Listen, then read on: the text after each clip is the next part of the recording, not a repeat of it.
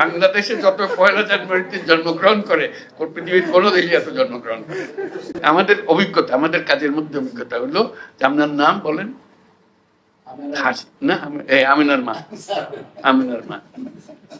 তাকে কোনোদিন বলা হয়নি তার নাম কি, অমুকের মেয়ে হয়ে সে জন্মগ্রহণ করেছে, অমুকের ছেলে হয়ে সে জন্মগ্রহণ, অমুকের ছেলে, ওকে অমুকের নাতি।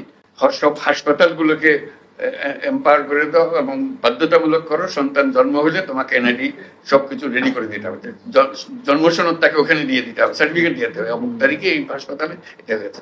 দায়ী যারা আছে তাদেরকে বলতে হবে যে তোমাকে এই কাজটা করে দিতে হবে, এটা তোমার বাধ্যতামূলক।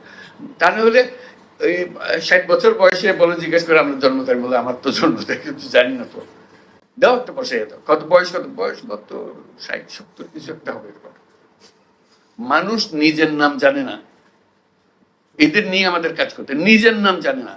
আমাদের অভিজ্ঞতা, আমাদের কাজের মধ্যে অভিজ্ঞতা হলো, তারপরে হলো অমুকের মা, তারপরে হলো অমুকের শাশুড়ি, ইত্যাদি ইত্যাদি। এইগুলো কাজের নাম তার নাই, কাজে তাকে নাম দেওয়া, তারিখ স্থাপন করা। আমাদের যত এনআইডি আছে তার মধ্যে 50% হলো যে ভুয়া জন্ম তারিখ, আরো বেশি হইতে পারে। আর আমার জন্ম তারিখ তো আমাদের জানা নেই কেউ। এইভাবে আমরা পেয়েছি।